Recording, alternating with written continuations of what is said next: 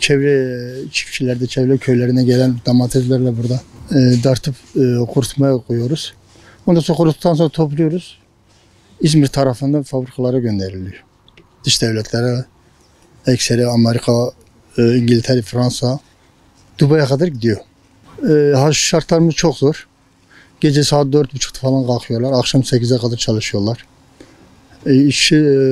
Emek çok fazla, sıcaklık 45 derece üstünde.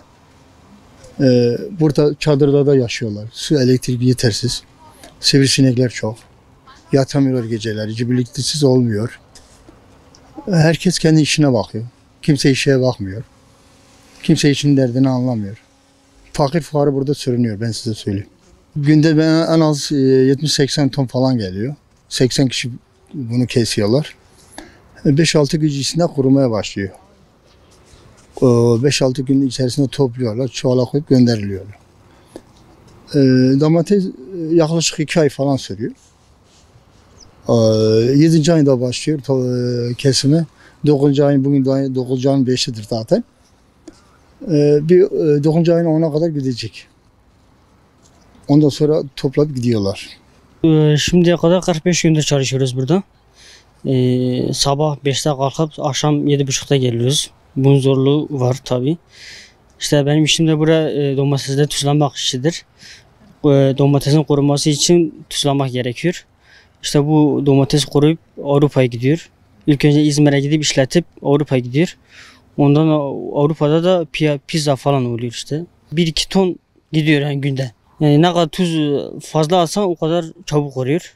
Çünkü saat 5'te kalkıp saat 8'de gelmek zor tabii yani. Bir de her bir tuz kalkıp 50 kilo tuz çuvallar yani kaldırmak zor tabii. Zorluğu var yani. Osmaniye'de okuyorum. Din kültürü öğretmenliği okuyorum.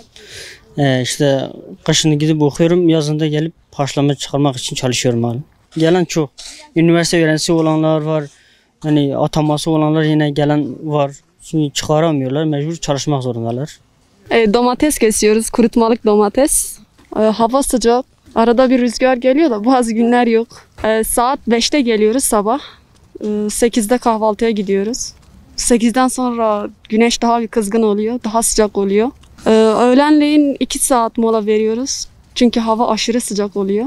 Sonra geliyoruz akşam 7'ye 7.30'a kadar devam ediyoruz yine kesime. Öyle yani. Vallahi biz kasayla kesiyoruz. Kişi başı 2 ton kesiyoruz. Günlük. Evet. Ailemle geldim. Şanlıurfa Sürüç'ten. Yaklaşık 2 aydır buradayız.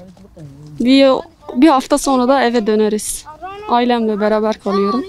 Birkaç senedir yapıyorum. 2-3 sene olmuştur.